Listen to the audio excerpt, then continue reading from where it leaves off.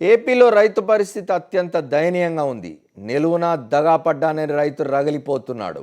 రుణమాఫీ హామీతో అధికారంలోకి వచ్చిన తెలుగుదేశం ప్రభుత్వం 6 నెలలైనా ఇచ్చిన మాట నిలబెట్టుకోలేదు. రుణమాఫీపైనే తొలి సంతకం చేస్తామని మాట తప్పారు. అదిగో ఇదిగో అంటూ కాలక్షేపం చేస్తూ వచ్చారు. ఇప్పుడు సగానికి పైగా రుణ ఖాతాలను అనర్హమైనవిగా తేల్చేశారు.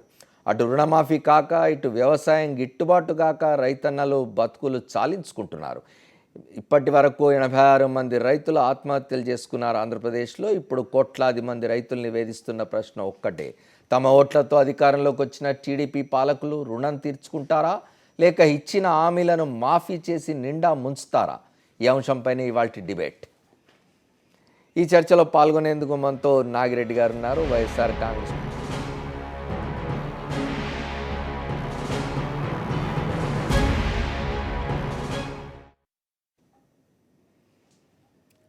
ఇవాళ ఈ చర్చలో పాల్గొనేందుకు మనతో నాగిరెడ్డి గారు ఉన్నారు, వైఎస్ఆర్ కాంగ్రెస్ పార్టీ రైతు విభాగం అధ్యక్షులు. అట్లాగే మనతో తెలుగుదేశం పార్టీ శాసనసభ్యులు పీలా గోవింద్ జాయిన్ అవుతున్నారు చర్చలో. మనతో తెలకపల్లి రవి జాయిన్ అవుతారు, విశ్లేషకులు. ముందుగా నాగిరెడ్డి గారితో మాట్లాడదాం. నాగిరెడ్డి గారు చెప్పండి, రైతు రుణమాఫీకి సంబంధించి ఇవాళ మళ్ళీ ముఖ్యమంత్రి చంద్రబాబు నాయుడు గారు హడావిడిగా మంత్రుల్ని, ఉపసంఘం సభ్యుల్ని, మంత్రివర్గ ఉపసంఘం సభ్యుల్ని పిలిచి మాట్లాడారు. రైతు రుణమాఫీకి సంబంధించి 2-3 రోజులు ఏదో ఒకటి తేల్చేస్తాం, 4వ తేదీన ముఖ్యమంత్రి ప్రకటన వస్తుందని చెప్పి వ్యవసాయ మంత్రి పత్తిపాటి పుల్లారావు చెప్తున్నారు. ఎవరిని మోసం చేయలేనిది రైతు, చేసే ఆలోచన కూడా లేనిది రైతు. ఇవాళ ఒక్కసారి వ్యవసాయ శాఖ మంత్రి గారిని కానీ, కేబినెట్ మంత్రులు కానీ చంద్రబాబు నాయుడు గారిని కానీ ఆత్మవిమర్శ చేసుకోమని అడుగుతున్నాం. ఈ రుణమాఫీ విషయంలో ఏం చెప్పారు? వ్యవసాయ రుణాలన్నీ మాఫీ చేస్తాం, ఇది వాళ్ళ స్లోగన్. మీ తాకట్టు పెట్టుకున్న పుస్తెల తాళ్ళు మీ ఇంటికి తెచ్చిస్తారు, మీ తాకట్టు పెట్టుకున్న దస్తావేజులు మీ ఇంటికి వస్తాయి. సో దాని నుంచి పెద్ద పెద్ద అడ్వర్టైజ్మెంట్లు ఎలక్ట్రానిక్ మీడియాలో, ప్రింట్ మీడియాలో అడ్వర్టైజ్మెంట్లు ఇచ్చారు, అందరికీ తెలిసిన విషయం. తెలుగుదేశం పార్టీ మేనిఫెస్టోలో కూడా వ్యవసాయ రుణాలన్నీ మాఫీ చేస్తామని చెప్పారు. అది అయిపోయింది. జూన్ 8వ తారీఖు నాడు ప్రమాణ స్వీకారోత్సవం రోజున అన్ని పత్రికల్లోనూ కూడా ఆంధ్రప్రదేశ్ ప్రభుత్వం తరపున వ్యవసాయ రుణాల మాఫీ, డాక్రా రుణాల మాఫీ అని చెప్పి అడ్వర్టైజ్మెంట్ ఇచ్చారు. ఇక అక్కడి నుంచి మొదటి సంతకం రుణమాఫీ మీద అని చెప్పి కోటయ్య కమిటీలోనేమో మహిళల పేరుతో ఉన్న బంగారు రుణాలను మాత్రం స్టడీ చేయమన్నారు. అంటే బంగారం మహిళలకు ఉన్నప్పటికీ కూడా ఏ భార్య కూడా భర్త వెళ్ళి బంగారం బ్యాంకులో పెడతాడు తప్ప, ఎక్కడో భర్త మీద తాగుబోతుల సంతకం నమ్మకం లేకపోతే భార్య వెళ్తుంది తప్ప బంగారం తీసుకుని భార్య బ్యాంకుకి వెళ్ళదు. అక్కడి నుంచి ఇంటికి 1,50,000 అన్నాడు చంద్రబాబు నాయుడు గారి నోటితో. వ్యవసాయ రుణాల నుంచి పంట రుణాలకు వచ్చాడు. పంట రుణాల నుంచి కుటుంబానికి 1,50,000 అన్నాడు. ఇవాళ వచ్చేటప్పటికేమో మళ్ళీ ఆ పంట రుణాల్లో హార్టికల్చర్ క్రాపులన్నీ తొలగించేశారు. హార్టికల్చర్ క్రాపులో మేము అంటే పండ్ల తోటలు అన్నారు. పండ్ల తోటలే కాదు, హార్టికల్చర్లో ఏమన్నాయో కూడా వాళ్ళు తెలియకుండా మాట్లాడుతున్నారు. అరటి హార్టికల్చర్, మిర్చి హార్టికల్చర్, ఇవాళ పసుపు హార్టికల్చర్, ఇవాళ కూరగాయలు, ఉల్లి అన్నీ కూడా పూల తోటలు అన్నీ కూడా హార్టికల్చర్. వీటన్నింటినీ తొలగించారు. అనంతపురం జిల్లా పాదయాత్రలో నాకు రైతులు చూసి మనసు కరిగిపోయిందని ఈ పంటలన్నీ అనంతపురం జిల్లాలో ఉండే పంటలన్నీ కూడా తొలగించారు. అయిపోయిన తర్వాత వాళ్ళు చెప్తుంది ఏంటంటే, మనిషికి ఇంటికి ఒక రుణం. ఒక్కటే ప్రశ్నిస్తున్నాం. ఇవాళ మీరు ఆంధ్రప్రదేశ్లో ఎన్ని రుణాలకు ఎన్ని వచ్చినాయో బ్యాంకుల్లో తీసుకుంటే, ఇవాళ మా సొంత కోఆపరేటివ్ బ్యాంకులో 1960 అకౌంట్లు ఉంటే దాంట్లో సగం అకౌంట్లు కూడా అంటే వ్యాలిడ్ అకౌంట్లు వాళ్ళు ఫీడ్ చేసిన తర్వాత వ్యాలిడ్ అకౌంట్లో సగం అకౌంట్స్ కూడా ఇస్తామని చెప్పి రాలా. సరే దాన్ని పక్కన పెడదాం. ఇవాళ చంద్రబాబు నాయుడు గారు ముఖ్యమంత్రి అయినాడు ఈ రాష్ట్రంలో పంట రుణాలకు వడ్డీ లేని రుణాలండి. అంటే ఇందిరాగాంధీ గారు ప్రధానమంత్రి అయ్యే దగ్గర నుంచి, వాజ్పేయి గారి దగ్గర నుంచి, మన్మోహన్ సింగ్ దగ్గర నుంచి, ఇవాళ రాజశేఖర రెడ్డి గారు పావలా వడ్డీతో రుణం దగ్గర నుంచి చివరికి వడ్డీ లేని రుణాల కింద ఉన్నాయి. అట్లాగే సకాలంలో చెల్లించిన రుణాలకి కేంద్ర ప్రభుత్వం 3% వడ్డీ ఇన్సెంటివ్ ఇస్తుంది. అంటే 55,000 కోట్లు వ్యవసాయ రుణాలు ఉన్నాయి. 87,000 కోట్లు, 87,700 కోట్లు మొత్తం రుణాలు ఉంటే వ్యవసాయ పంట రుణాలే 55,000 కోట్లు ఉన్నాయి. దీని మీద 3% ఇన్సెంటివ్ తీసుకుంటేనే 1,750 కోట్లు. సో అలాగే వాయిదా దాటిపోయేటప్పుడు 7% పట్టిందంటో ఇంకొక 2,000 కోట్లు. ఆ తర్వాత వాయిదా దాటిన తర్వాత వాళ్ళు పడుతున్న 14% వడ్డీ. అంటే వడ్డీ లేని రుణాలకి 14% రుణాలు తీసుకెళ్లాడు చంద్రబాబు నాయుడు గారు. నాగిరెడ్డి గారు మనతో పీలా గోవింద్ కూడా జాయిన్ అవుతున్నారు, తెలుగుదేశం పార్టీ శాసనసభ్యులు. వారితో కూడా మాట్లాడే ముందు అసలు రైతు పరిస్థితి ఏంటో ఒకసారి చూద్దాం. ఆంధ్రప్రదేశ్లో ఓటేస్తే రైతు రుణం అట్టే పెట్టుకోమన్నారు ఎన్నికల వేళ టీడీపీ అధినేత చంద్రబాబు నాయుడు. రైతులు అది నమ్మారు, టీడీపీకి పట్టం కట్టారు. రుణమాఫీ కోసం చకోర పక్షులా ఎదురు చూశారు. కానీ అధికారంలోకి వచ్చిన టీడీపీ ప్రభువులు మాత్రం ఇచ్చిన హామీని అమలు చేయలేదు. ఇంతకాలం నానుస్తూ వచ్చి ఇప్పుడు 42 లక్షల ఖాతాలను మాత్రమే అర్హమైనవిగా గుర్తించారు. అంటే సగానికి పైగా రుణ ఖాతాల్ని పక్కన పెట్టేశారు.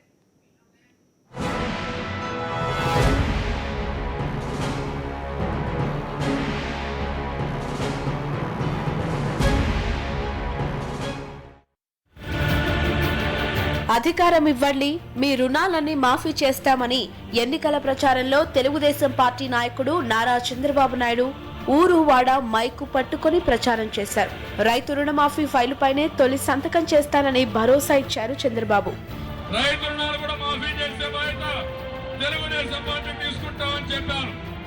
అన్నట్లుగానే చంద్రబాబు రుణాలు మాఫీ చేస్తారేమోనన్న నమ్మకంతో రైతులు తెలుగుదేశం పార్టీని గెలిపించారు. అధికారంలోకి వచ్చిన వెంటనే చంద్రబాబు రుణమాఫీ ఫైల్పై తొలి సంతకం చేయలేదు. రైతు రుణమాఫీకి సంబంధించి విధి విధానాలు రూపొందించేందుకు ఒక కమిటీని నియమిస్తూ ఆ ఫైల్పై మాత్రమే సంతకం చేశారు.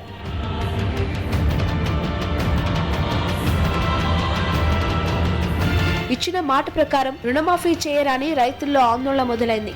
ఏపీ మంత్రులు మాత్రం 100% రుణమాఫీ చేసి తీరుతామని నమ్మకంగా చెబుతూ వచ్చారు. ముఖ్యమంత్రి చంద్రబాబు సైతం అందరి రుణాలు తీర్చుకుంటారని పునరుద్ఘాటించారు. అయితే రుణమాఫీ మాత్రం జరగలేదు. అధికారంలోకి వచ్చి 6 నెలలు నిండిపోయింది. ఒక్కసారి వెనక్కి చూసుకుంటే రుణమాఫీ విషయంలో ప్రభుత్వం ఎన్ని సాకులు వెతుక్కుంటుందో, ఎన్ని వంకలు పెడుతుందో అర్థమయ్యేసరికి రైతు కంట్లో నిరాశ నిండిపోయింది. ఏపీలో మొత్తం 81.7 లక్షల రైతు రుణాలున్నాయి. హామీ ఇచ్చేటప్పుడు అన్ని రకాల రుణాలను మాఫీ చేస్తామన్న టీడీపీ అధికారంలోకి రాగానే మాట మార్చింది. 31.63 లక్షల రుణ ఖాతాలు అనర్హమైనవిగా పేర్కొని తిరస్కరించింది. 49.37 రుణాల ఖాతాల రుణాలు మాత్రమే అర్హమైన ఖాతాలుగా పేర్కొంది. ఆ రుణాలు సైతం ఎప్పుడు మాఫీ చేస్తారో తెలియని గందరగోళం. రుణమాఫీ కోసం రైతు సాధికారిక కమిటీని అని పెట్టారు. 20% మేరకు రైతుల ఖాతాల్లో రుణమాఫీ చేస్తామన్నారు.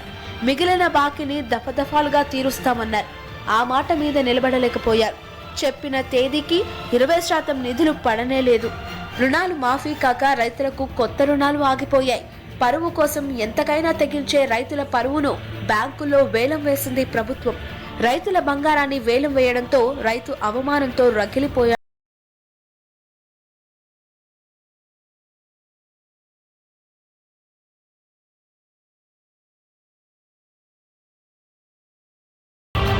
హుద్హుద్ పీడిత జిల్లాల్లో అయితే సర్వం కోల్పోయిన రైతులు పంట బీమాకు అనర్హులైపోయారు. రుణమాఫీ చేయకపోవడమే అందుకు కారణం.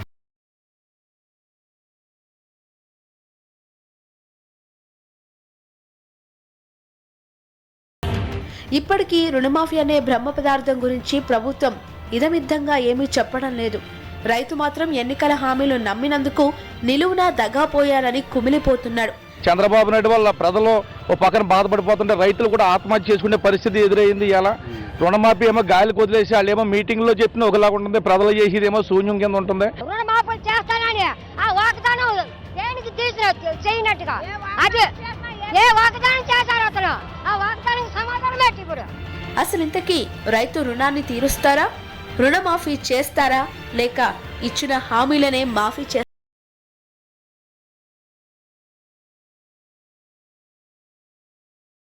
అన్ని రకాల రుణాలు మాఫీ చేస్తానన్న చంద్రబాబు రైతులను రుణాలు చెల్లించకండి అంటూ ప్రచారం చేయడం వల్ల రైతులపై ఇప్పుడు వడ్డీ భారం కూడా పడుతున్నదని వైఎస్ఆర్ కాంగ్రెస్ పార్టీ అధినేత వైఎస్ జగన్మోహన్ రెడ్డి అంటున్నారు. 87,000 కోట్లకు పైగా ఉన్న రైతు రుణాలపై అదనంగా మరికొన్ని వేల కోట్ల రూపాయల వడ్డీ భారం పడిందని, దీనిపై ప్రభుత్వాన్ని నిలదీసేందుకు ప్రజల తరఫున తాము పోరాటానికి సిద్ధంగా ఉన్నామని జగన్మోహన్ రెడ్డి అంటున్నారు.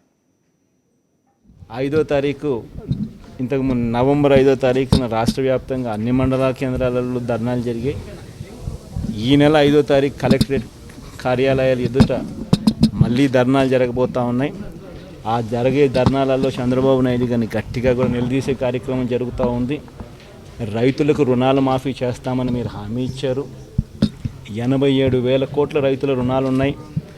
అపరాధ వడ్డీ మీ మాట నమ్మి మీరు కట్టద్దు అని అంటే కట్టకుండా ఉన్నందుకు అపరాధ వడ్డీ కింద ఈ 87,000 కోట్ల రైతుల రుణాల మీద 14% బ్యాంకులు వడ్డీ ముక్కుపిండి వసూలు చేస్తూ ఉన్నాయి.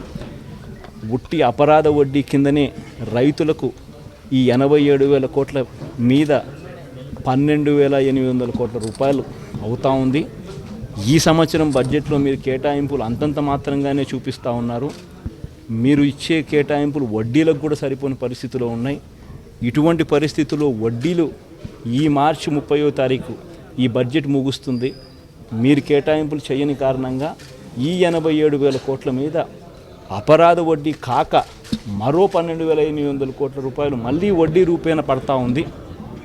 అది 87,000 కోట్లకు సంబంధించే దాదాపుగా 25,000 కోట్లు ఉట్టి వడ్డీ అవుతూ ఉంది. మనతో తెలకపల్లి రవి గారు జాయిన్ అయ్యారు, సీనియర్ పాత్రికేయులు, వారితో కూడా మాట్లాడదాం. రవి గారు చెప్పండి, పీలా గోవింద్ ఉన్నారు అనకాపల్లి నుంచి, మనతో తెలుగుదేశం పార్టీ శాసనసభ్యులు, నాగిరెడ్డి గారు వైఎస్ఆర్ కాంగ్రెస్ పార్టీ రైతు విభాగం నాయకులు ఉన్నారు. రవి గారు చెప్పండి, ఇవాళ మళ్ళీ తాజాగా జూన్ 8న తాను ప్రమాణ స్వీకారం చేసిన రోజు చేసిన ప్రకటన దగ్గర నుంచి ముఖ్యమంత్రి చంద్రబాబు నాయుడు గారు పదే పదే రైతు రుణమాఫీకి సంబంధించి తీసుకుంటున్న చర్యలు కానీ, వేస్తున్న కమిటీలు కానీ, ఇవాళ తాజాగా మళ్ళీ ఆయన మంత్రివర్గ ఉపసంఘం సభ్యులను పిలుచుకొని, మంత్రులను పిలుచుకొని మాట్లాడినారు. పత్తిపాటి పుల్లారావు గారు వ్యవసాయ మంత్రి చెప్తున్నారు ఎల్లుండి 4వ తేదీన ప్రకటన వస్తుంది అంటున్నారు. ఎటువంటి ప్రకటన వస్తుంది అనుకుంటున్నారు రైతు రుణమాఫీకి సంబంధించి? అంటే ప్రకటనలన్నీ కూడా ఒక విధంగా పాక్షికంగా కుదించే దిశలోనే నడిచాయి ఇప్పటి వరకు కూడా. మనకు తెలుగులో సామెత ఉంది, అదిగో అంటే 6 నెలలనే. అదిగో అంటే 6 నెలలనే 6 నెలలు అయిపోయింది. ఈ 6 నెలల సగానికి 3వ వంతుకు తగ్గిపోయింది. 3వ వంతుకు తగ్గిపోయిన దాంట్లో కూడా కట్టేది 4వ వంతే. అంటే ముందు ఖాతాదారులను 3వ వంతుకు తగ్గించారు, అందులో కట్టింది 4వ వంతు. కట్టలేదు, అది కూడా కడతామన్నది. అందువల్ల ఆచరణలోకి వచ్చేసరికి ఇది అంతకంత కూడా మంచులాగా కరిగిపోతూ ఉంది. అయితే మేము కట్టుబడి ఉన్నాం, కట్టుబడే ఉండొచ్చు. నేను మొదట్లోనే చెప్పాను, కట్టుబడి ఉంటే కాదు, కట్టబడి ఉండాలి. కట్టబడి ఉంటేనే అది రైతులకు నిజంగా మేలు చేస్తుంది. నా విషయంలో జరగలేదు. ఇంకోటి, ఇందాక మీ ప్యాకేజీలో చెప్పినట్టుగా మొదట్లో వాళ్ళు చెప్పిన హామీ, సమయము, దాన్ని అంతటిని దృష్టిలో పెట్టుకుంటే అసలు అప్పుడు చెప్పిన దానికి ఇప్పుడు జరుగుతున్న దానికి బొత్తిగా సంబంధమే లేదు. ఇది వేరే ప్రక్రియ, ఇది ఒక పాక్షికమైన ప్రక్రియ, ఆలస్యంగా జరుగుతున్న ప్రక్రియ. దీనికి సంబంధించిన నియమ నిబంధనలు కూడా ఇప్పటికి పూర్తిగా లేవు. వాస్తవానికి ఈరోజు పొద్దునుంచి నేను మీడియాలో గమనిస్తూ ఉంటే మన సంగతి అట్లా ఉంచి ముఖ్యమంత్రి గారికే ఆగ్రహం, అసంతృప్తి వచ్చి ఏంటిది ఇంతకాలం ఆయన ఎవరి మీద కోప్పడుతున్నారో మనకు తెలియదు. మనం అంటే ప్రభుత్వాన్ని ప్రశ్నించవచ్చు, కానీ ప్రభుత్వాధినేతే ఒక విధమైన అసంతృప్తికి అంటే అది ఒక రైతుల్లోంచి వస్తున్న అసంతృప్తిని ఆయన తనే వ్యక్తం చేస్తున్నాడని అనుకోవాలి. ఇంకా కింద నుంచి రాకముందే ఇప్పటికైనా అంటే 4వ తారీఖు ఏదో ప్రకటన చేస్తూ ఉంటున్నారు, పని పూర్తి చేస్తూ ఉండటం లేదు. మనం అది కూడా గమనించాలి, జాగ్రత్తగా ఉంది చెప్పే వివరణ కూడా. 4వ తారీఖునైనా సరే ఈ ఎడతెగని ఈ రుణ ప్రహసనానికి సుఖాంతం చేయాల్సిన బాధ్యత ప్రభుత్వం మీద ఉంటుంది. ఇంకా అది ఖరాఖండిగా మేము ఇంత చేస్తాం, మా శక్తిది, ఇక మీద ఇలా ఉంటుందని చెప్పడం. రైట్, గోవింద్ గారిని అడదాం. గోవింద్ గారు చెప్పండి, రుణమాఫీకి సంబంధించి మంచులాగా కరిగిపోతున్నది. 1,00,000 కోట్ల నుంచి అది 20 కోట్లకు 20,000 కోట్లకు తగ్గుతూ వచ్చింది. ఇంకా ప్రకటన చేస్తామని చెప్తున్నారు 4వ తేదీన. దీని గురించి ఏమంటారు మీరు? సార్ అమర్ గారు, ఇప్పుడు బేసిక్గా ప్రతి ఒక్కరూ తెలుసుకోవాల్సింది ఏదైతే చెప్తారో అది చేసి తీరుతారు సార్ తెలుగుదేశం ప్రభుత్వం, దాంట్లో రాజీ లేదు. ఇంకోటి సార్, ముఖ్యమైన విషయం అందరికీ కూడా తెలియవలసింది చాలా ఉంది సార్. సార్ అమర్ గారు, తెలియవలసింది చాలా ఉంది సార్, వివరంగా చెప్తున్నాను సార్. ఈరోజు రుణమాఫీ ఇవ్వట్లేదు, డిలే అవుతుందని చెప్తున్నారు. ఒకటి వాస్తవం సార్, ఈరోజు రుణమాఫీలో పెట్టిన పాస్బుక్లు 40% ఫేక్ పాస్బుక్లు పెట్టారు సార్. ఆ ఉదాహరణకి ఎగ్జాంపుల్, ఈరోజు ఇప్పుడు నేను లైవ్లో ఉంటాను, మీరు టెలికాన్ఫరెన్స్ తీసుకోండి. మన బొబ్బులు ఎమ్మెల్యే గౌరవ శాసనసభ్యులు మన దరగారి మాట్లాడండి, బొబ్బులు ఎమ్మెల్యే గారితో మాట్లాడండి, బొబ్బుల్లోనే దొరికాయి సార్. 24 కోట్లు దొరికింది సార్. అగ్రికల్చర్ రుణమాఫీ అని బ్యాంక్ మేనేజర్ని కూడా సస్పెండ్ చేశారు సార్. ఒక ఫేక్ పాస్ పుస్తకాలు పెట్టి ప్రతి ఒక్కరు కూడా అగ్రికల్చర్ రేట్ ఆఫ్ ఇంట్రెస్ట్ తక్కువ చాలామంది డ్రా చేశారు సార్. అవన్నీ ఎంక్వైరీ జరిగాయి సార్. నిజమైన లబ్ధిదారులు ఆల్మోస్ట్ లిస్టు ప్రిపేర్ అయింది. 100% మా అధినాయకుడు మన ప్రీతం ముఖ్యమంత్రి నారా చంద్రబాబు రేటెడ్ చేశారు. అవన్నీ జరిగి తీరుతాయి సార్. అలాగే నా కాన్స్టిట్యున్సీలో కూడా సార్, ఈరోజు నా కాన్స్టిట్యున్సీలో కూడా అనకాపల్లి నియోజకవర్గంలో కూడా మొత్తం డిస్కస్ చేశాను సార్. 13 to 14% ఫేక్ పాస్బుక్లు ఉన్నాయి సార్. ఫేక్ పాస్బుక్స్, ఒక ఫోర్జరీ పాస్బుక్స్ ఉన్నాయి సార్. చాలా మంది లోన్లు అగ్రికల్చర్ రేట్ ఆఫ్ ఇంట్రెస్ట్ తక్కువ అని చెప్పేసి డాక్యుమెంట్లు పెట్టి లోన్స్ తెచ్చుకున్నారు సార్. ఫైన్ గోవింద్ గారు, ఒక్క మాట. ఇప్పుడు బాగుంది, మీరు ఫేక్ వాళ్లను ఏరివేయడం అనేది తప్పనిసరిగా ప్రతి ప్రభుత్వం చేయాల్సిందే. కానీ ఇక్కడ మాట్లాడుకుంటున్నది ఏమిటి అంటే, వినండి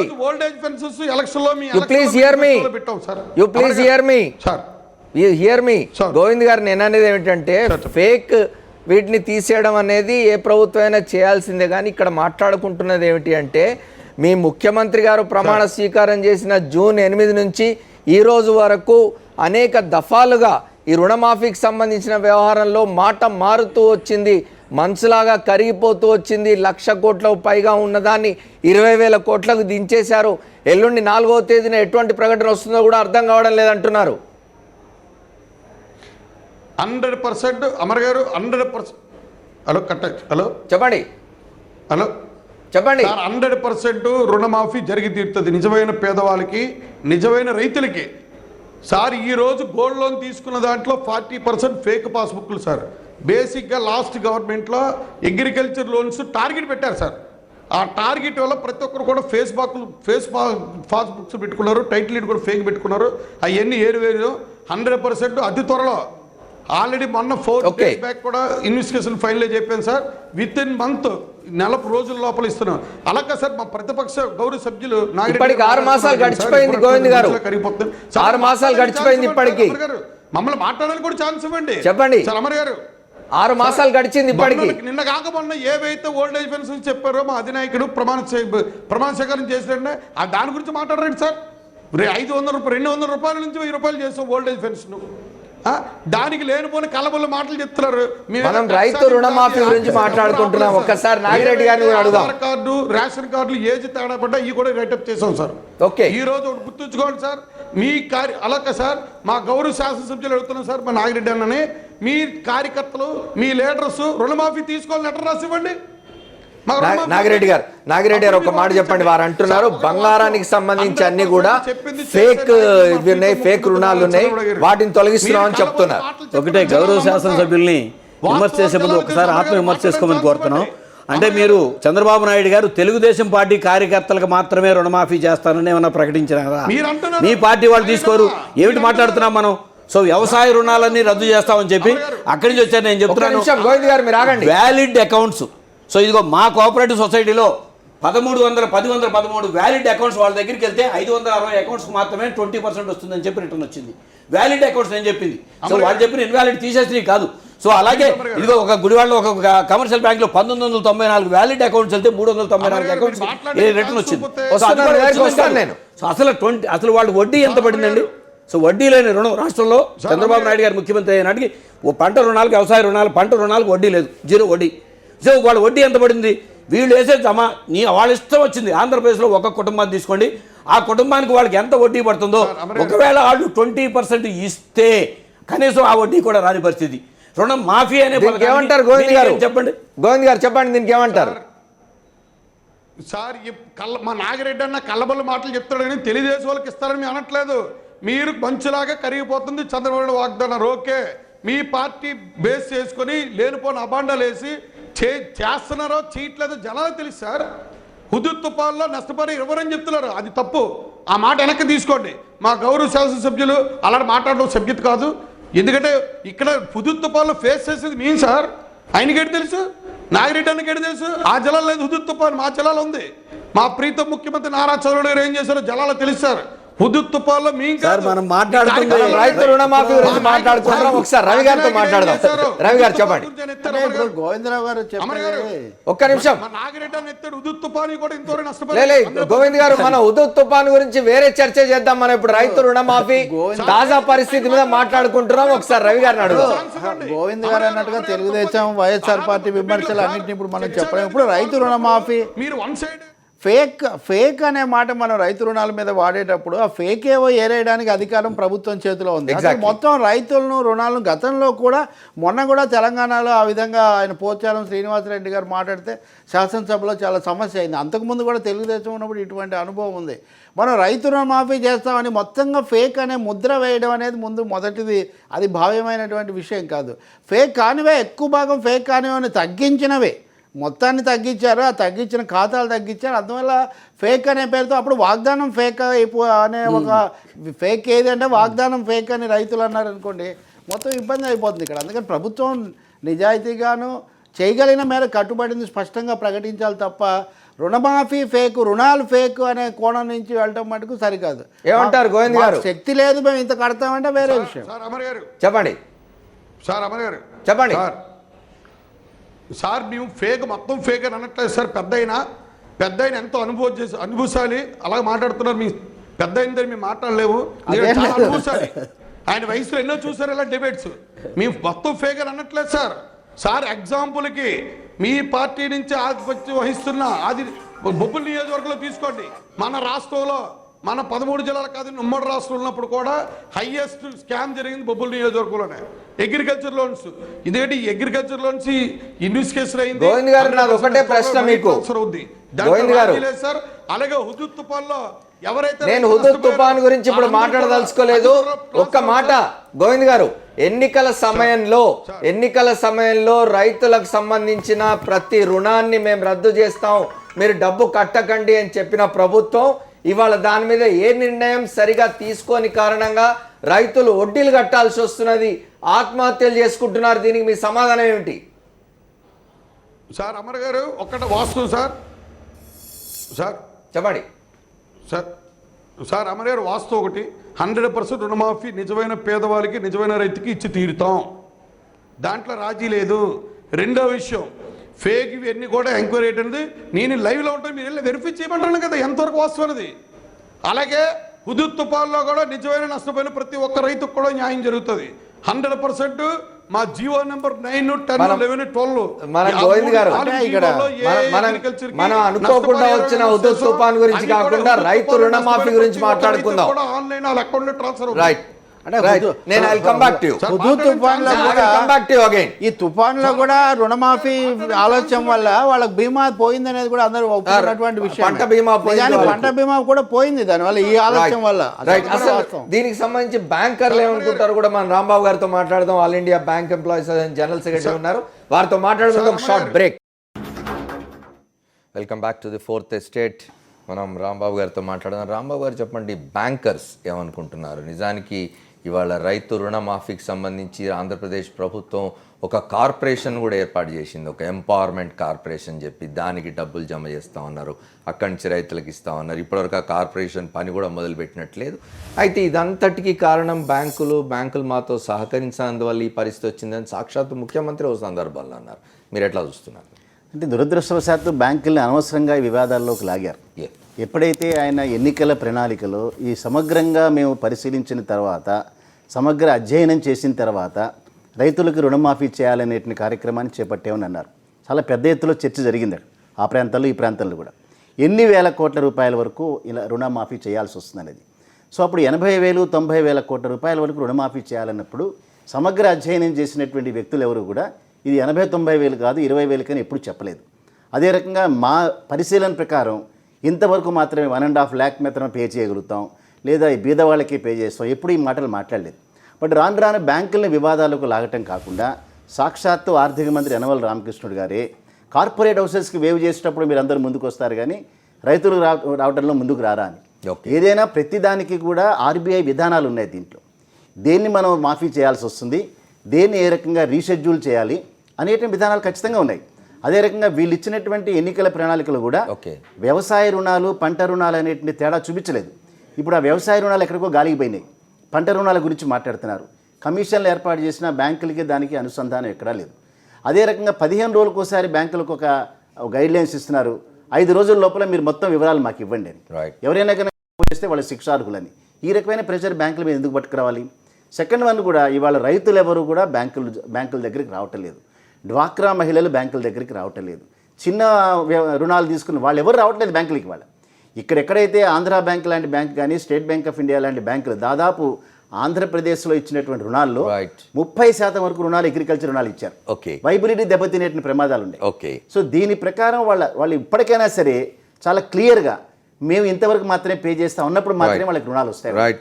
మనం ఒక్కసారి యలమంచిలి శివాజీ గారితో మాట్లాడదాం. మాజీ రాజ్యసభ సభ్యులు, రైతు విషయాలు చాలా బాగా తెలిసిన వారు. శివాజీ గారు చెప్పండి, బ్యాంకులను అనవసరంగా వివాదాల్లోకి లాగుతున్నారని రాంబాబు గారు అంటున్నారు. ఒక కార్పొరేషన్ ఏర్పాటు చేసింది ఆంధ్రప్రదేశ్ ప్రభుత్వం, దాన్ని ఊసే ఎత్తడం లేదు, ఏమంటారు మీరు? ఇప్పుడు అసలు ఈ రుణాల రద్దు విషయంలో మొదటి నుంచి దంగిల్ అయిపోయిందండి, దంగిల్ చేశారు. దానికి ముందు ఒక కమిటీని వేశారు, కోటయ్యగారి కమిటీని. ఓకే. దాని తర్వాత రిసోర్స్ మొబిలైజేషన్ మరో కమిటీని వేశారు. వీళ్ళు ఎవరో కూడా దాన్ని సీరియస్ గా దీన్ని ఏదో రకంగా దీన్ని అమలు చేద్దామని చిత్తశుద్ధి వాళ్ళు ఉన్నట్టుగా నాకు అభిపడలేదు. ఓకే. ఎందువల్లంటే ఇప్పుడు మనకి మీకు గుర్తునే ఉండదు 1990లో ARDRS agriculture rural debt relief scheme పెట్టినప్పుడు మొదట్లో బంగారం తీసుకుని బంగారం కుదరబెట్టి అప్పు తీసుకున్నాడికి లేదు అది. కానీ దాన్ని పొట్టుబడి ఇచ్చేస్తే దాన్ని చాలా లోతుపాతుల్ని అర్థం చేసుకుని మధు దండవతి దాన్ని కూడా ఇంక్లూడ్ చేశాడు. మొదట్లో 10,000 రూపాయల రుణం వరకు తీసుకునే వాడికి అది అన్నారు. కానీ అట్ట కాదండి, చిన్న రైతుకి పెద్ద రైతుకి భేదం చూపించకుండా 10,000 రూపాయలు అందరికీ తీసేద్దామని చెబితే దాన్ని కూడా అంగీకరించారు. అట్లా ఏం చెబితే అది జరిగింది. అదే మాదిరిగా 2008లో కూడా 2008 జనవరిలో అది మొదలుపెట్టి దానికి 3 సంవత్సరాలు కసరత్తు చేసిన తర్వాత కేంద్ర ప్రభుత్వం దృష్టికి తీసుకెళ్లి అది వాస్తవానికి 2009 బడ్జెట్ లో పెట్టింది. అక్కడ కేంద్ర ప్రభుత్వం పెట్టింది. అప్పుడు కేంద్ర ప్రభుత్వం ప్రకటించింది కానీ రాష్ట్ర ప్రభుత్వం ప్రకటించింది కాదు. అది అప్పుడు కూడా అమలు జరిగింది. అది అప్పుడు కూడా ఆ దశలో కూడా వాస్తవానికి మీకు తెలిసే ఉంటుంది, మిగతా వాళ్ళకి తెలియదు. కానీ రఘువీరారెడ్డికి ఇష్టం లేదు అది. రఘువీరారెడ్డి చెప్పాడు మధ్యలో రాజశేఖర రెడ్డి గారికి చెప్పి ఇది వద్దండి మనం ఇన్పుట్ సబ్సిడీ ఇద్దామని చెప్పాడు. దానికి నా పరోక్షంలో కూడా పాప మా రాజశేఖర రెడ్డి గారు కాదురా ఇది కొంచెం శివాజీ కొంచెం ముందు తీసుకెళ్ళాడు, ఈ దశలో మనం అడ్డుగా మాట్లాడితే మనకు చెడు పేరు వస్తుంది కదా, మంచి పేరు రాదు, అది కానివ్వండి అని చెప్పి అది అమలు చేసిన పరిస్థితి 2008లో కూడా చూసాం మనం. 2008 బడ్జెట్ లో పెట్టింది. ఇప్పుడు జరిగింది ఏంటంటే కోటయ్య గారు కానీ లేకపోతే దాంట్లో ఉన్న సభ్యులు కానీ దాంట్లో లోతు పాటు తెలిసిన వాళ్ళు కాదు వాళ్ళు. ఆ మాట అంటే కోపం వస్తుంది. కానీ అట్లాగే రిసోర్స్ మొబిలైజేషన్ సంగతి కూడా దీనికి 5,000 కోట్లైనా 10,000 కోట్లైనా రాష్ట్ర ప్రభుత్వం వాళ్ళ శక్తి మేరకు మొదట్లోనే దానికి వడ్డీ కింద మేము కట్టేస్తున్నాం అని చేసినట్టయితే ఏది కోఆపరేటివ్ బ్యాంక్స్ కానీ లేకపోతే నేషనలైజ్డ్ బ్యాంక్స్ కానీ మళ్ళీ కొత్త రుణాలకు రీసైకిల్ అయ్యేది. ఆ ఉపాయం కూడా తెలవలే వాళ్ళకి. ఆ ఉపాయం కూడా తెలవక కింద మీద పడుతున్నారు. నేను మొదట్లోనే చెప్పాను మీరు ముందు వడ్డీ కట్టేసేయండి, వడ్డీ కట్టేస్తే దాని మీద పెనాల్టీ దొరుకుతుంది. మళ్ళీ రీఫైనాన్స్ స్కేల్ ఆఫ్ ఫైనాన్స్ మనం పెంచుకుందాం, పెంచుకుంటే మళ్ళీ మరింతగా రుణం ఇవ్వడానికి అవకాశం. శివాజీ గారు మీరు లైన్లో ఉండండి, ఒకసారి రవి గారితో మాట్లాడారు. రవి గారు ఒక్క మాట చెప్పండి. ఇంతకుముందు రాంబాబు గారు కూడా చెప్పినారు రిజర్వ్ బ్యాంక్ లాంటి వ్యవస్థలు ఇట్లాంటి అంటే ఎన్నికలు వచ్చినప్పుడు పాలిటీషియన్స్ ఇట్లాంటి ఇవి చేసి వాగ్దానాలు చేస్తున్నప్పుడు ఇది సాధ్యమేది కాదు అని రిజర్వ్ బ్యాంక్ లాంటి వ్యవస్థలు ఎందుకు మాట్లాడు? వాస్తవంగా ఇప్పుడు బ్యాంకుల్లో బడాబాబులు ఎలా ఎగరేస్తున్నారు, రాంబాబు గారు వాళ్ళ యూనియన్స్ బయట పెడుతుంటాయి 400 కంపెనీలు 7 లక్షల కోట్లు ఎగవేసాయని. అప్పుడెప్పుడు ఈ ప్రభుత్వాలు ఏం మాట్లాడలేదు. ఇప్పుడు పెట్టుబడుల కోసం పిలుస్తుంది కూర్చోబెడుతుంది కూడా వాళ్ళనే. వాళ్ళకు మళ్ళీ ఇస్తున్నప్పుడు వాళ్ళు గతంలో ఎగవేశారని చూడట్లేదు. రైతులకు రుణమాఫీ అనేది చాలా గట్టిగా అదే పనిగా వాగ్దానం చేసి అమలు చేయడానికి వచ్చేసరికి కుటుంబరావు గారు కానీ కోటయ్య గారి కమిటీ కానీ ఇంకోటి కానీ 1-2 సార్లు వీళ్ళంతా బూటకం అని ఒక ముద్ర వేయటం, ఆ తర్వాత బ్యాంకులు ఇవ్వడం లేదని బ్యాంకుల మీద ముద్ర వేయటం, ఇది చాలా అసమంజసమైన విషయం. మా దగ్గర శక్తి లేదు మేము ఇంత ఇస్తాము అని రైతులకు చెప్తే వేరే విషయం. కానీ బ్యాంకులు ఎలా ఇస్తే బ్యాంకులో ఇప్పుడు వారన్నట్టుగా మా తమ్ముడు కూడా గ్రామీణ బ్యాంక్ చూస్తూ ఉంటాడు. అసలు అప్పులకు రావడం మానేసారు వీళ్ళు. ఎందుకని ఆ స్పష్టత రాకుండా వీళ్ళు ఇవ్వరు కాబట్టి వాళ్ళు రారు. మొత్తం ఒక ప్రతిష్టంభన ఏర్పడిపోయింది. ఇప్పుడు బ్యాంకులు ఇవ్వడం కూడా చాలా కష్టం, ఎందుకంటే అసలు ప్రతిష్టంభన ఏర్పడిపోయింది కాబట్టి. వాళ్ళని ముద్దాయిలు అంటే రైతులు ముద్దాయిలు, బ్యాంకులు ముద్దాయిలు. కానీ చేసిన వాగ్దానం పాక్షికంగా కూడా స్పష్టంగా అమలు జరపని ప్రభుత్వం పాత్ర లేదు. ప్రభుత్వం మాత్రం ముద్దాయి కాదు. రైతు సాధికార సంస్థ గన్నవరంలో దాని తలుపులు కూడా తీయలేదన్న ఫోటో మనం మేము ప్రజాశక్తిలో వేసాం. గోవింద్ గారు బ్రీఫ్ గా చెప్పండి. రైతులు ముద్దాయిలు, బ్యాంకులు ముద్దాయిలు, కానీ అమలు చేయని హామీలు అమలు చేయని ప్రభుత్వం మాత్రం ముద్దాయి కాదా అని అడుగుతున్నారు రవి గారు. అది రవి గారు చెప్పింది. ఆయన ఒక పత్రిక బ్రీఫ్గా చెప్పండి. ఎక్స్పర్ట్ రిపోర్టర్గా మాట్లాడట్లేదు సార్. పెద్ద ఆయన విజ్ఞప్తిగా వదిలిస్తాను. నేను దానికి ఆయన క్వశ్చన్ చేయను. ఒకటి వాస్తవం సార్, ఈ రోజు ఓల్డ్ ఏజ్ పెన్షన్ 200 రూపాయల నుంచి 1000 రూపాయలు చేస్తున్నాం సార్. మనం రైతు రుణమాఫీ గురించి మాట్లాడుకుందాం. సార్ రైతు రుణమాఫీ మనం మాట్లాడడానికి ఛాన్స్ ఇవ్వండి సార్. ఇది కూడా చెప్పండి. రైతు రుణమాఫీ గురించి చెప్పండి సార్. 100% ఇచ్చి తీరుతాం సార్. మన ముఖ్యమంత్రి గౌరవ ముఖ్యమంత్రి నారా చంద్రబాబు గారు చెప్పి ఎలక్షన్ మేనిఫెస్టోలో ప్రతిది కూడా ఇచ్చి తీరుతాం. గోవింద్ గారు శివాజీ గారు ఒక మాట అన్నారు, వినండి. గోవింద్ గారు ఒక మాట వినండి. గోవింద్ గారు శివాజీ గారు ఒక మాట అన్నారు, మీరు వినుంటారు. శివాజీ గారు మాట్లాడింది వినుంటారు మీరు. ఆ డబ్బేదో ముందే కట్టి ఉంటే వడ్డీ కింద పోయేది కదా, అది కూడా చేయలేదు అంటున్నారు. సార్ ఒక మాట చెప్పింది వినండి సార్. సార్ అమర్ గారు చెప్పండి. అమర్ గారు చెప్పండి సార్. ఒక్క ఛాన్స్ ఇవ్వండి. మీరు పూర్తి నా సబ్జెక్ట్ వింటారంటేనే మాట్లాడతాను. బ్రీఫ్ గా చెప్పండి. మీరు ఛాన్స్ ఇవ్వండి. బ్రీఫ్ గా చెప్పండి. చెప్తాను సార్. ఒక పెద్ద ఆయన యలమంచిలి శివాజీ గారు అంటే ఒక గౌరవప్రదమైన వ్యక్తి సార్. ఉండండి. ఆయన ఒకే ఒక వర్డ్ వాడారు సార్. అమర్ గారు మళ్ళీ కట్ అవుతుంది సార్. ఆయన ఒకే ఒక వర్డ్ వాడారు.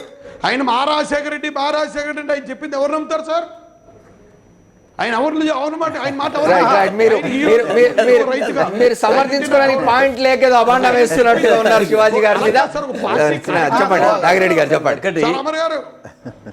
ఎలమంచల్ శివాజీ గారు బహుశా గోవింద్ గారు గౌరవ శాసనసభ్యులు, వారికి ఎలమంచల్ శివాజీ గారు ఏ పార్టీ కూడా తెలంగాణ స్థితిలో ఉన్నట్టుగా ఉన్నారు. ఇంకోటి ప్రధానమైన అంశం, తెలుగుదేశం పార్టీ నుంచి ఎన్నికల ముందు ప్రతి ఛానల్స్ కూడా మేము రుణాలు రీషెడ్యూల్ చేస్తామంటే ఇది రిజర్వ్ బ్యాంక్ కొన్ని నార్మ్స్ ఉన్నాయి. ఎలా అంటే మాకు అనుకూలమైన ప్రభుత్వం వస్తుంది, రిజర్వ్ బ్యాంక్ నార్మ్స్ మార్చేస్తాం అని చెప్పి మీరు కావాలంటే తీయండి, గోవింద్ గారు మీరు కావాలంటే తీయండి. ఇంకొకటి చెప్తున్నాం, ఇప్పుడే మీరు చెప్పారు మా ముఖ్యమంత్రి గారు ఆయన ఇచ్చిన హామీకి అమలు చేయడానికి సిద్ధంగా ఉన్నారని. చాలా సంతోషం. ఆయన ఇచ్చిన హామీ మీరు ఒక్కసారి చూడండి. ఆయన ఇచ్చిన హామీ వ్యవసాయ రుణాల మాఫీ అమలు చేస్తే ముఖ్యమంత్రి గారికి సన్మానం చేయడానికి మేము సిద్ధంగా ఉన్నాం. ఇంకొకటి, ఆయన మోడీ గారు గుజరాత్ ముఖ్యమంత్రి గారు నా దగ్గర పాఠాలు నేర్చుకున్నారని చెప్పారు. ఇవాళ ఆయన దగ్గరికి వెళ్ళి ఒక గురుదక్షిణ కింద 1 లక్ష కోట్లు తెచ్చి అమలు చేస్తే చాలా సంతోషిస్తాం, ఆయనకి మేముగా సన్మానం చేస్తాం.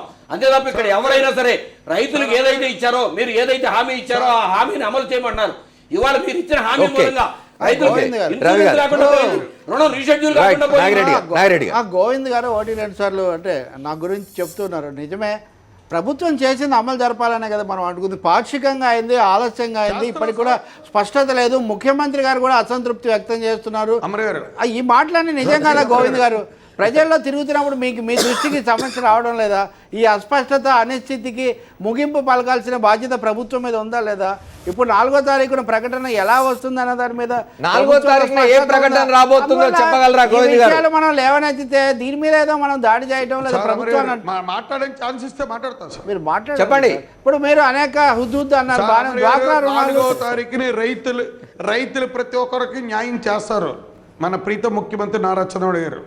ఒకటి గుర్తుంచుకోండి సార్, ప్రతి ఒక్కరు కూడా మీరు అన్ని కాన్స్టిట్యూన్సీలు ఫేస్ చేయడం కాదు, మీరు రండి పబ్లిక్ లోకి. సార్ పెద్ద ఆయన మాట్లాడారు, మీకు జలాల్లో ఎదుర్కోలేదని చెప్పారు. జలాలందరూ కూడా గోవింద్ గారు ఒక్క నిమిషం. రవి గారు ఒక్క మాట చెప్పండి. రవి గారు ప్లీజ్ టేక్ మై క్వశ్చన్. కాదు, ఇది కేంద్రం వైపు నుంచి మనం చూసినట్టయితే కేంద్రం చాలా సహాయ నిరాకరణ ధోరణి అవలంబిస్తుందని అనిపిస్తున్నదా ఈ విషయాల్లో? కేంద్రం సహాయ నిరాకరణే కాదు, ఒక్క నిమిషం ఆగండి, సహాయ నిరాకరణే కాదు, సమాధానాలను తీవ్రం చేసే వైఖరి కూడా అనుసరిస్తుంది. ఆంధ్రప్రదేశ్లో, తెలంగాణలో 2 చోట్ల కూడా కుంపటి పెట్టి తనేదో మధ్యలో పెద్ద మనిషిలాగా ఉండే ఒక పాత్ర వహిస్తుంది. ఇప్పుడు ఏ విషయంలో సహాయం చేసింది? రెవెన్యూ లోటుకు సహాయం చేయలేదు, ప్రత్యేక హోదాకు దాదాపు ఖాళీ 0 అన్నట్టుగా అయిపోయింది. అక్కడ గవర్నర్ కూడా వెళ్ళారు, ఇప్పటివరకు ముఖ్యమంత్రులే వెళ్ళారు, గవర్నర్ కూడా వెళ్ళి ఏం చేయాలి చట్టాన్ని అంటారంటే ఇదంతా చూస్తుంటే బీజేపీ రాజకీయ కోణం కూడా ఇక్కడ ప్రభావం చూపిస్తున్నట్టుగా ఉంది. మన తెలుగుదేశం మిత్రులు రవి గారు, మనం గుంటూరు నుంచి వెంకటపతిరావు గారు అని ఒక రైతు లైన్లో ఉన్నారు, ఫోన్ లైన్లో, ఆయన అడిగి తెలుసుకుందాం. అసలు వెంకటపతిరావు గారు చెప్పండి. గోవింద్ గారు చెప్తున్నారు చాలా స్పష్టంగా మా ముఖ్యమంత్రి మాట మీద నిలబడతారు, రుణాల మాఫీ తప్పనిసరిగా జరుగుతుందని చెప్తున్నారు. మీ అనుభవం ఏంటి? నమస్తే అరుణ్ గారు. చెప్పండి. అక్కడ ఉన్న వాళ్ళందరికీ నమస్కారం సార్. చెప్పండి. చంద్రబాబు నాయుడు గారు పాదయాత్ర సందర్భంలో రైతుల రుణాలన్నీ కూడా మాఫీ చేస్తామని చెప్పారు. ఓకే. చెప్పినటువంటి సందర్భంలో పంట రుణాలు చెప్తారు సార్. వ్యవసాయ రుణాలంటే వ్యవసాయం కోసం భూములు బాగు చేసుకోవడానికి, ట్రాక్టర్లు కొనుక్కోవడానికి, వాటన్నిటికి సంబంధించినటువంటిది వ్యవసాయ హక్కులండి. అవన్నీ రద్దు చేస్తామని చెప్పి చంద్రబాబు నాయుడు గారు,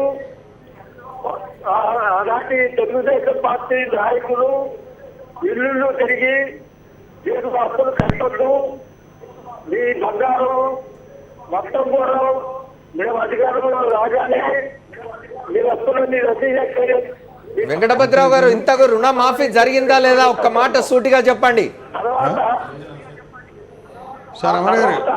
రైతు రుణమాఫీ ఎంతవరకు జరిగిందో సూటిగా చెప్పండి.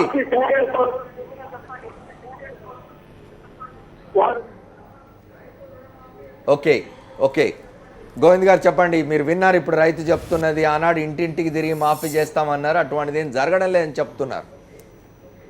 సార్ ఇంటింటికి ఎలక్షన్లో మేము తిరిగాము, ఎలక్షన్లో చెప్పినవన్నీ కూడా ఒక్కొక్కటి అమలు జరుపుతున్నాము. మీరు అమలు జరుపుతున్నావు లేదో పబ్లిక్ తెలుసు సార్. ఈరోజు ఈ ఒక్క మాట చెప్పండి గోవింద్ గారు, మీరు వేసిన సాధికారత కార్పొరేషన్ ఏ మేరకు పనిచేస్తున్నది ఎన్ని ఛాన్స్ ఇస్తారు? మాకు ఛాన్స్ వరకు సార్ చెప్పండి సార్. 100% రైతు రుణమాఫీ జరిగి తీరుతుంది. రైట్ ఒకసారి మనం రాంబాబు గారితో మాట్లాడదాం. రాంబాబు గారు ఒక మాట చెప్పండి, ఈ రిజర్వ్ బ్యాంక్ వంటి వ్యవస్థలు, ఇంతకుముందు నేను రవి గారిని కూడా అడిగాను, నేను ఎన్నికల సమయంలో పాలిటీషియన్స్, రాజకీయ నాయకులు చేసే ఈ వాగ్దానాల విషయంలో వాళ్ళు ముందేందుకు, రఘురామ్ రాజన్ గారు తర్వాత ఎప్పుడో వచ్చి రిజర్వ్ బ్యాంక్ దీనిలోకి రాదు అని చెప్పడం కంటే ముందుగానే ఇట్లాంటి హామీ రాగానే ఇగో ఇది సరైంది కాదు, రిజర్వ్ బ్యాంక్ దీనికి ఎటువంటి సహకారం అందించదు అని ఎందుకు చెప్పవు బ్యాంకులు? అంటే రిజర్వ్ బ్యాంక్ ఆఫ్ ఇండియా లాంటివి స్వయం ప్రతిపత్తి ఉన్నటువంటి సంస్థలు, రాజకీయాల్లోకి వాళ్ళు ఎంటర్ కారు. బట్ ఎప్పుడైతే రిజర్వ్ బ్యాంక్ని ఊరికే ప్రస్తావన చేస్తూ రిజర్వ్ బ్యాంక్ వచ్చి రుణమాఫీలు చేయటం లేదు, రిజర్వ్ బ్యాంక్ అడ్డుపడుతుంది రిజర్వ్ బ్యాంక్ సహకరించడం లేదు, రిజర్వ్ బ్యాంక్ నిబంధనలు సహకరించడం లేదని చెప్తున్నారు. నేచురల్గా ఇప్పుడు ఆయన చాలా క్లియర్గా చెప్పాడు, ఇటువంటివి బ్యాంక్స్ వైబిలిటీని దెబ్బతినడానికి మాత్రమే పనికొస్తాయని. ఆయన ఎప్పుడైతే వివాదాల్లోకి లాగారో, రిజర్వ్ బ్యాంక్ని వివాదాల్లోకి లాగారో, నేను ఇవాళ రఘురామ్ రాజన్తో మాట్లాడాను, ఆయన ఒప్పుకున్నాడు అనేటువంటి మాట ఎప్పుడైతే చెప్పారో అప్పుడు మాత్రమే ఆయన బయటకు వచ్చాడు. ఇవాళ మనం చూస్తే బడ్జెట్లో కేవలం 5,000 కోట్ల రూపాయలు దానికి అలాట్ చేసినారండి. ఆ 5,000 కోట్ల రూపాయలకే పరిమితం అవుతారు తప్పిస్తే ఏ రకమైనటువంటి రుణాలు దానికి ఈ 5 సంవత్సరాల కాలంలో ఇంకా మిగతావి చేయరు.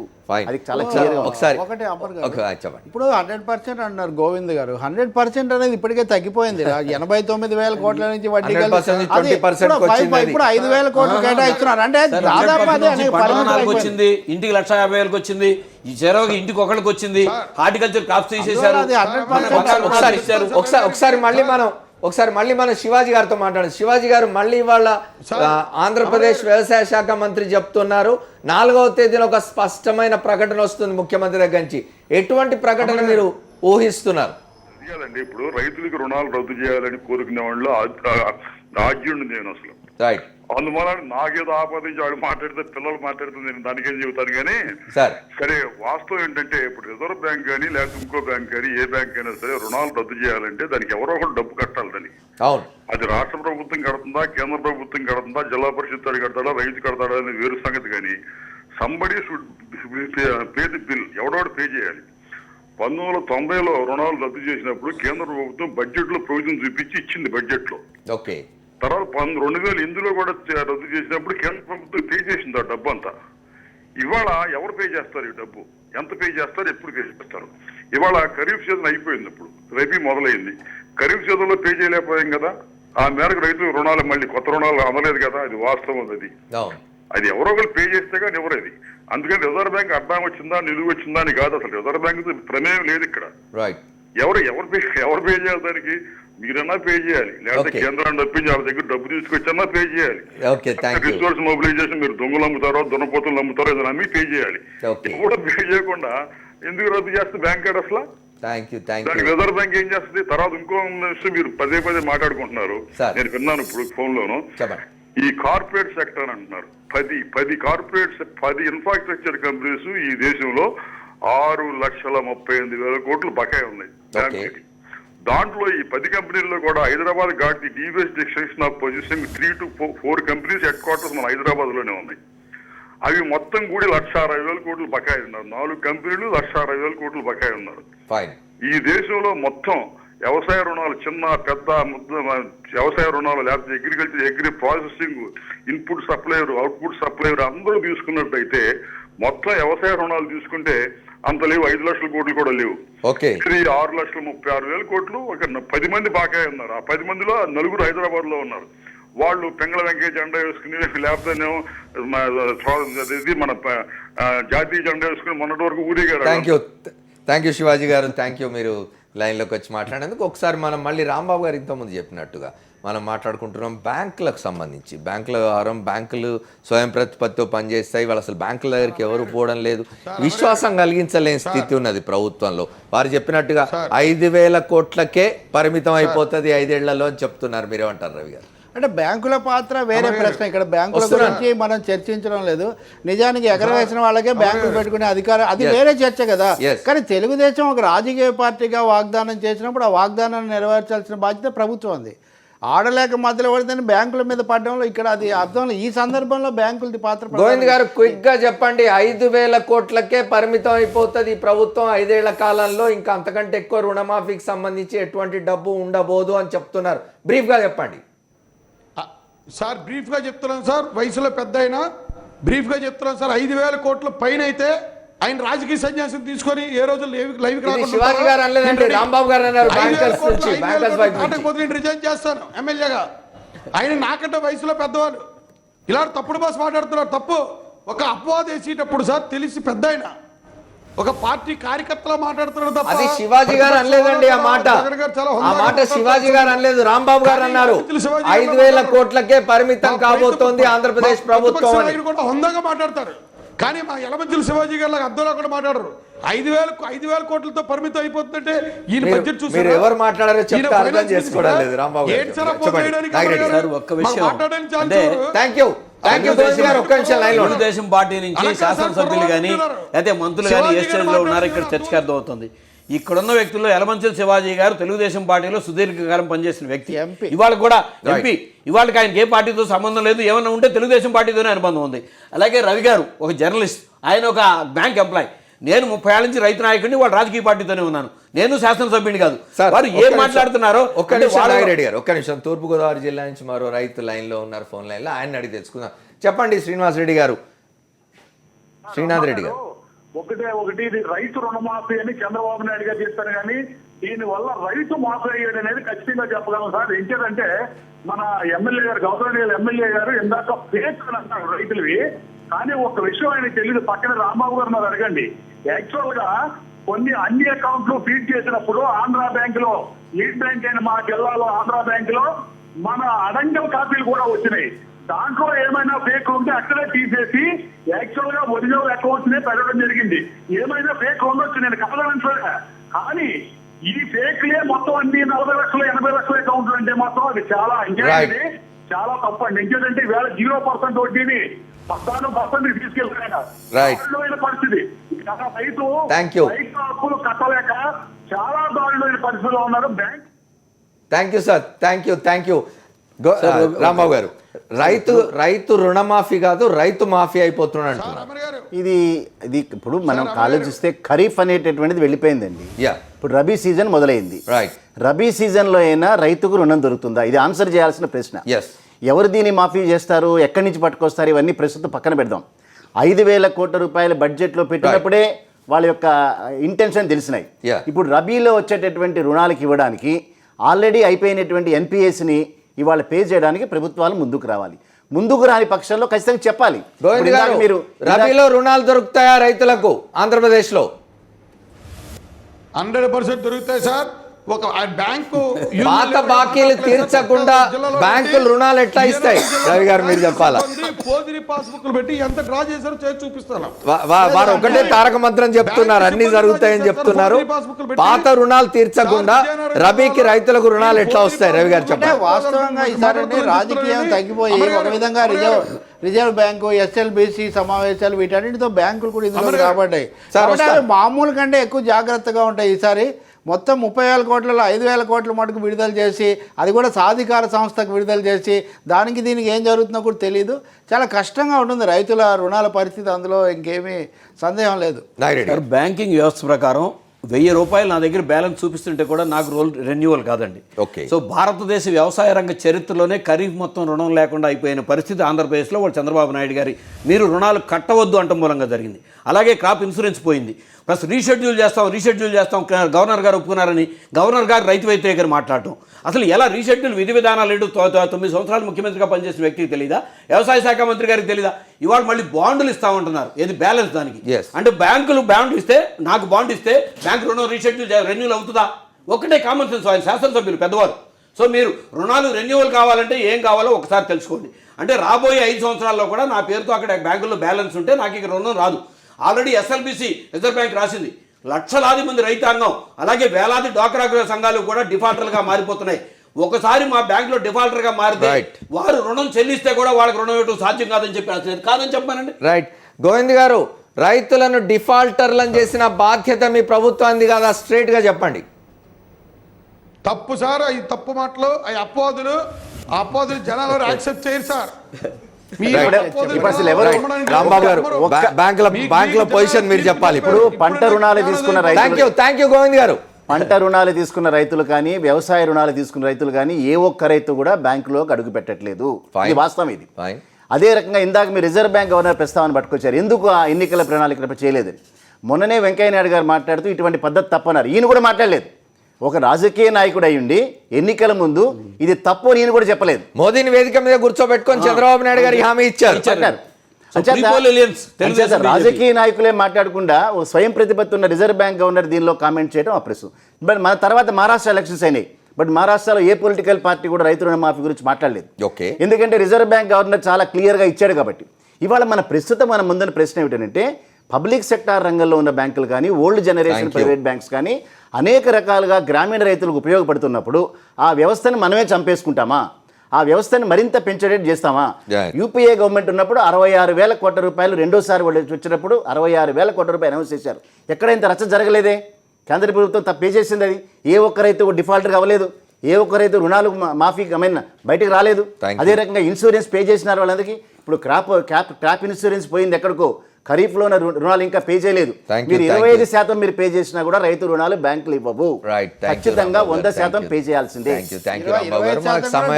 పే చేయట్లేదు, ఏదో పత్రాలు ఇస్తా ఉన్నారు. రైట్. ఇప్పుడు కూడా డైరెక్ట్ గా పే చేయడం లేదు, పత్రాలు బాండ్స్ ఇస్తామని చెప్తున్నారు. 4వ తేదీన ముఖ్యమంత్రి నుంచి ఎటువంటి ప్రకటన వస్తుందని చెప్పి రైతులు ఎదురు చూస్తున్నారు. అయితే ఖరీఫ్ వెళ్ళిపోయింది, రబీకి కూడా రుణాలు దొరికే పరిస్థితి లేదు. ఇవాళ ఈ చర్చలో పాల్గొన్నందుకు మీ అందరికి కృతజ్ఞతలు.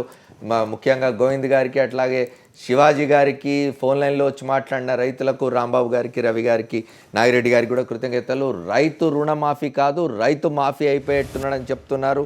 రాష్ట్ర ప్రభుత్వం, ఆంధ్రప్రదేశ్ ప్రభుత్వం అనుసరిస్తున్న విధానం కారణంగా రైతులు ఇబ్బందుల్లో ఉన్నారు. రుణాలు దొరికే పరిస్థితి లేదు, పాత బకాయిలు తీరే పరిస్థితి లేదు. ఇంత అధ్వానంగా ఉన్నది పరిస్థితి. ఇది ఇవాల్టి చర్చ. మళ్ళీ రేపు 4th ఎస్టేట్లో కలుసుకుందాం. Stay tune to Sakshi. This is Amar signing off.